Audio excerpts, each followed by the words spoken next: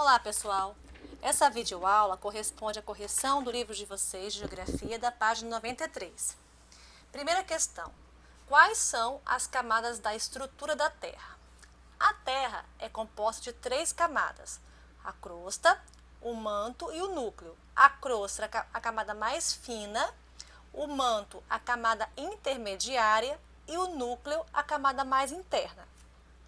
Questão número 2. Sobre os minerais, as rochas e seus diferentes tipos, responda: qual é a diferença entre minerais e rochas? Os minerais são substâncias que formam as rochas. Então, eu tenho aqui o granito, que é uma rocha magmática formada por 3 minerais: quartzo, feldespato e mica. Então, minerais são substâncias que formam as rochas.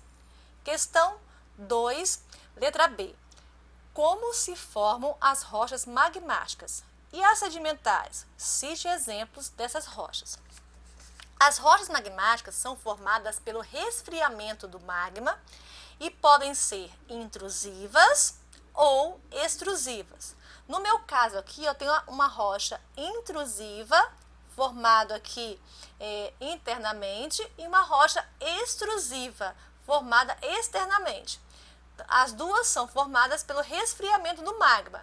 Só que nesse exemplo aqui da rocha magmática extrusiva, ela é formada pelo resfriamento da lava do vulcão. Também, e por isso nós chamamos essa rocha de rocha vulcânica. Como rocha magmática intrusiva, nós temos o exemplo do próprio granito. E extrusiva, nós temos o exemplo do basalto.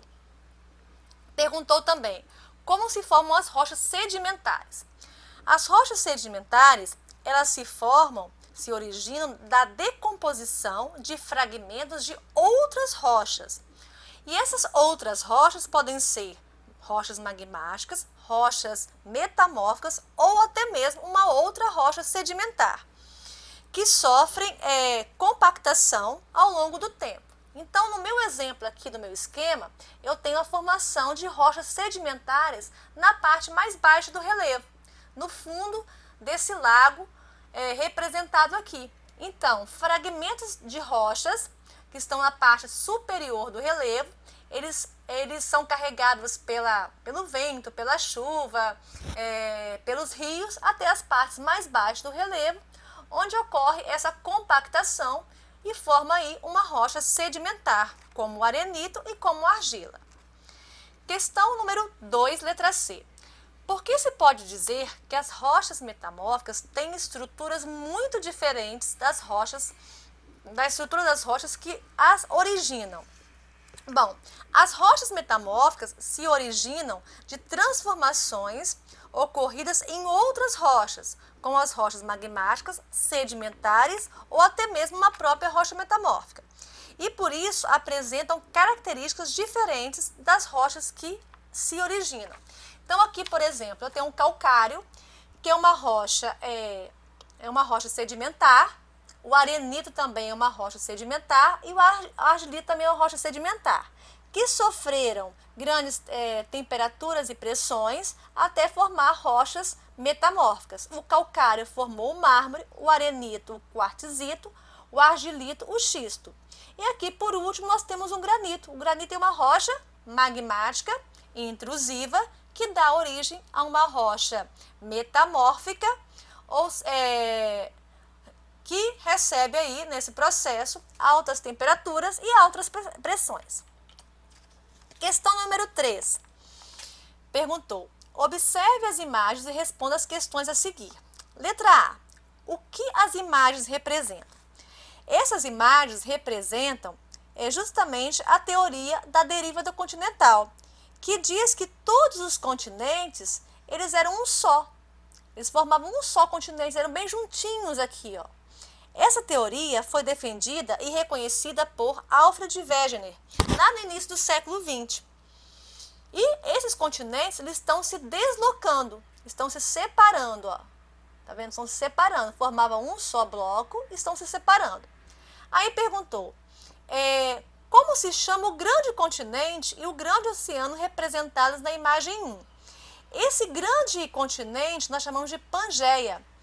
Coloquei aqui uma imagem mais detalhada para você desse grande continente que é a Pangeia. Percebam que a América do Sul, ela era encostada, era encaixada, melhor dizendo, no continente africano. Então, esse grande continente, esse big continente é a Pangeia. E o oceano é a Pantalácia. Letra C. Em sua opinião, daqui a 200 milhões de anos, a disposição dos continentes será a mesma de hoje? Justifique sua resposta. Não, por que não? Percebam nessa imagem aqui, ó, que os continentes eles estão se separando. Olha só essa última imagem aqui, que é a configuração atual dos continentes. Então, a América do Sul ela está indo na direção oposta do continente africano. Isso ocorre devido à movimentação das placas tectônicas. A placa sul-americana está se afastando da placa africana. Percebam aqui nessa imagem. Certo? Então, daqui a 200 milhões de anos, os continentes não vão ter a configuração que eles têm hoje. Número 4. O que são placas tectônicas e por que elas se movimentam? As placas tectônicas são placas rochosas que deslizam sobre o manto. Então, eu tenho aqui ó, uma placa e outra placa nesse esquema. E essa camada aqui ó, é o manto. É a camada que vem logo abaixo da crosta. Então, as placas, elas deslizam sobre o manto. E perguntou por que elas se movimentam, por que elas se deslizam sobre o manto. Elas deslizam devido às correntes de convecção, que são esses materiais aqui, ó, presentes no manto. Então, o que acontece? As camadas mais internas, elas são mais quentes. Então, essa substância aqui, ó, ela esquenta, sobe, esfria um pouco e desce. Comparando no outro exemplo na videoaula que eu passei para vocês, com a panela no fogo. Então, isso aqui, quando ela sobe, quando ela esquenta e sobe, ela pressiona a placa tectônica, o que faz movimentá-la. Questão número 5. O que são fósseis? Qual a importância dos fósseis para o desenvolvimento da teoria da deriva continental? Fósseis são restos de animais e vegetais que se conservaram ao longo de milhares de anos. Então, eu tenho aqui ó, exemplos de fósseis de animais e de um vegetal aqui. E qual que é a importância de sair para essa teoria da deriva continental?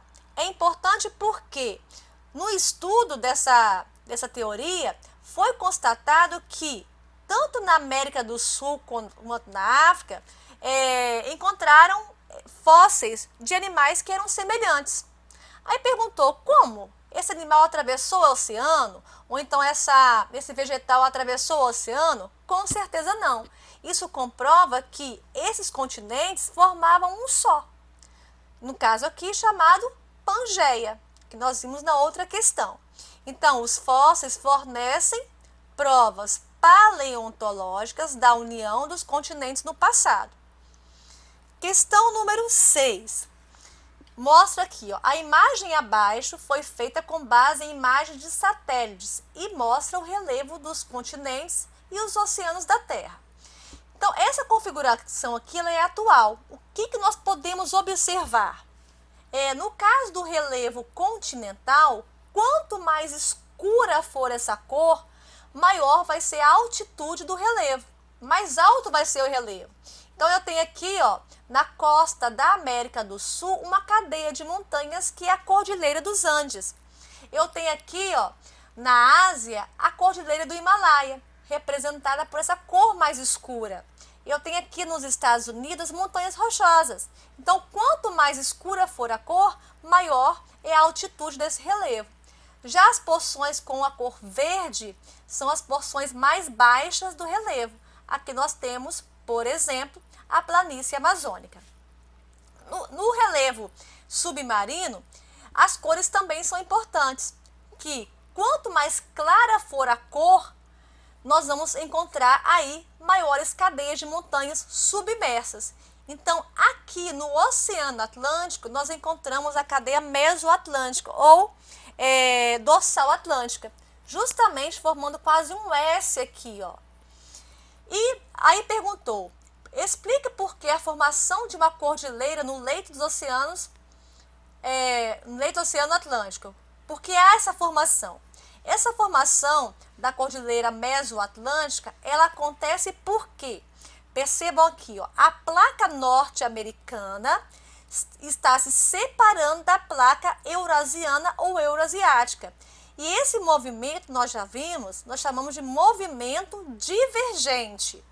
Então, nós temos um material aqui no manto, que é o magma, que ele passa por essa borda dessa placa, por esse caminho aqui, né, que permite com que ele passe até chegar ao fundo dos oceanos, formando uma cadeia de montanhas.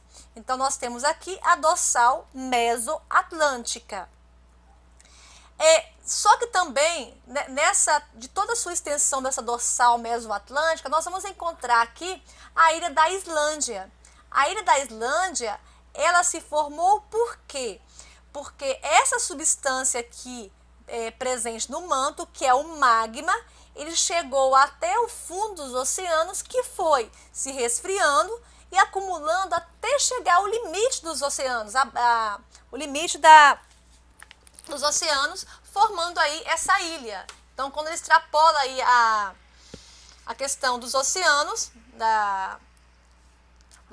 ele acaba formando essas ilhas que são de origem vulcânica, como a questão da Islândia. Letra B. O oceano que hoje separa a América da África e da Europa poderá se dividir em dois? A dorsal atlântica possibilita a formação de uma grande cadeia de montanhas. Então, isso aí pode ser possível? Pode. Por quê? Quando essa substância ela acaba ultrapassando a superfície do oceano, ela pode dividir o Oceano Atlântico ao meio, formando aqui uma cadeia de montanhas. Conforme eu falei, em alguns casos formam ilhas, como a ilha da Islândia.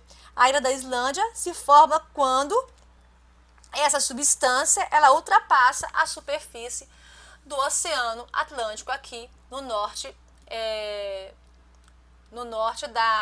do Oceano Atlântico.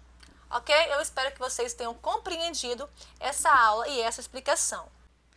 Pessoal, aqui eu coloquei o gabarito dessa página 93. Você pode conferir pausando o seu vídeo. Qualquer dúvida, você pode colocar no fórum de dúvidas da semana. Forte abraço!